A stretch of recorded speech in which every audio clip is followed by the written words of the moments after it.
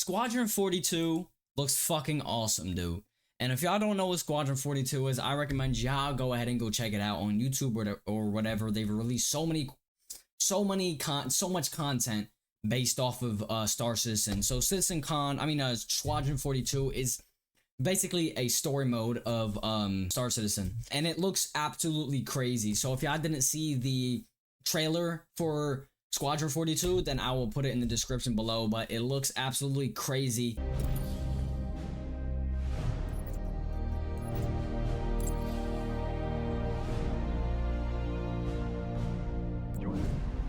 Navy is not. I'm Commander Ryan Enright. I fly Navy.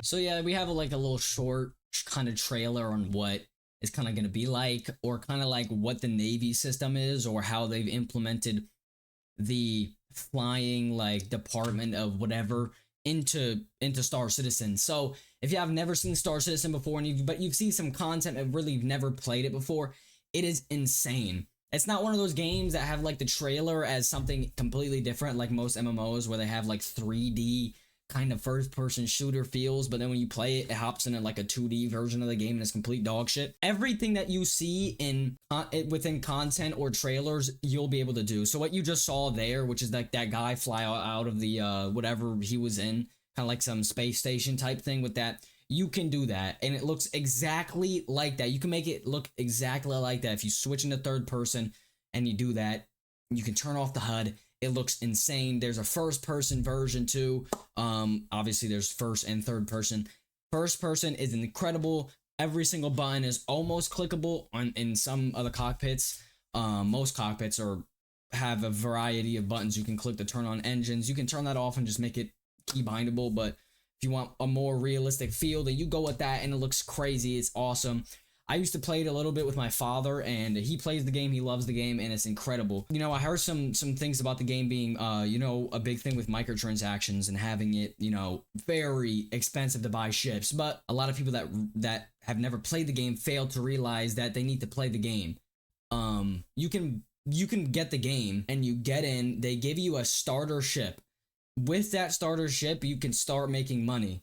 And with that money, you can buy ships that you can also buy with real money. So you can buy ships with currency in game or real money if you want to skip all of that.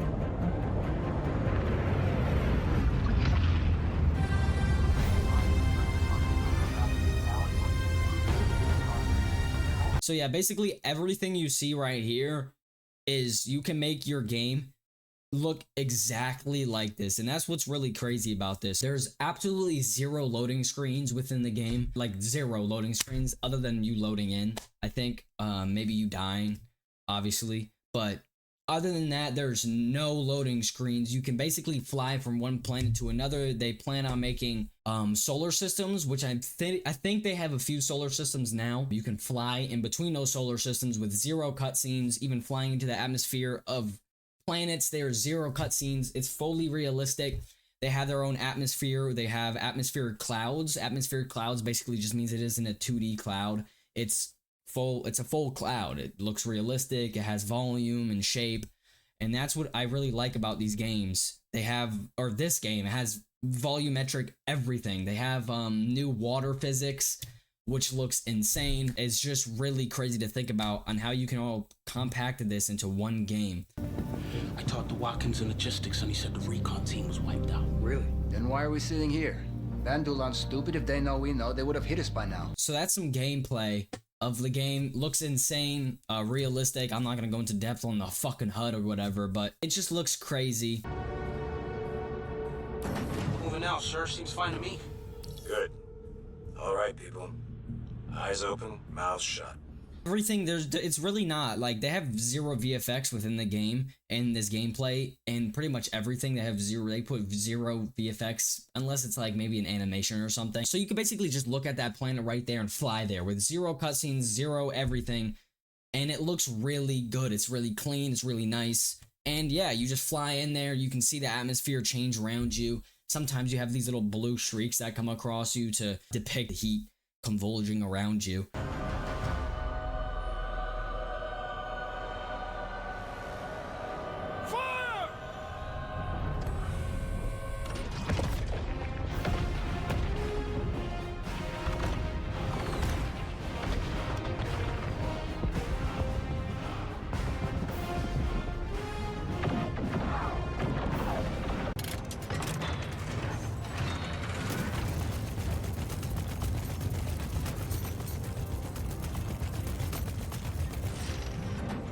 The gameplay of them just shooting looks insane, dude. It just looks like no other game. It emphasizes shooting. It emphasizes basically everything: the bullets, the hits, the everything. And that just makes a game so much better if you just emphasize a lot of what's important. So, from my knowledge, Squadron 42 has been in the working for like 6 years, 7 years, I'm pretty sure, which is a long time. But now they're just really starting to complete the game, and it looks insane. I mean, I just showed you a lot of the gameplay and it looks crazy. There's so many other features. There's forklifts you can get into, jobs across the universe, I mean the galaxy, and there's bounties, you know, hitmen, there's whatever you can think of, to be honest with you.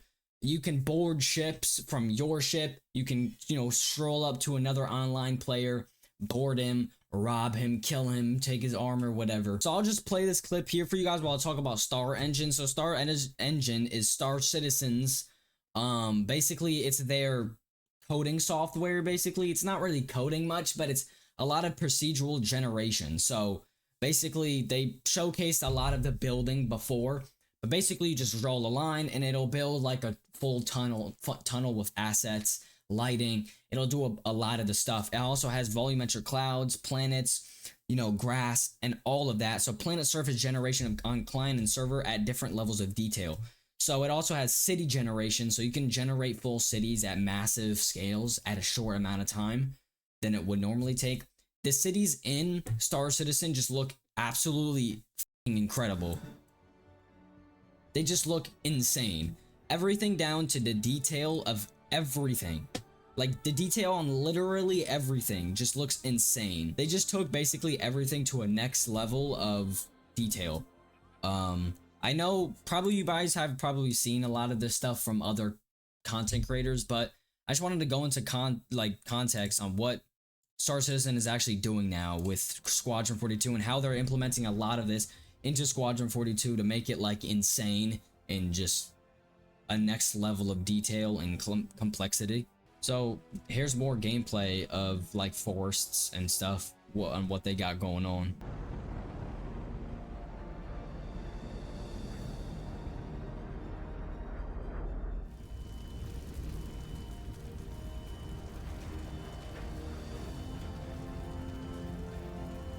Dude, everything down to these little fires are just, it's just insane to just look at this and be like, damn, we came from fucking Mario Kart 64, goddamn Doom 2D, all the way to this, and this is just insane to think about, like the next level of games and stuff, and that pretty much a lot of people are gonna just be using this level of gaming, especially how Halo now changed the Halo Studios and they're using Unreal Engine 5 to starting to generate their biomes and their atmospheres with just like next level generation and detail. They also have these insane water physics.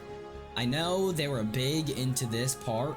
A lot of people were big into this part, and the water generation and the water physics is just absolutely fucking insane. It looks so good. I know they're also tweaking it. This was a few months ago, maybe a year ago.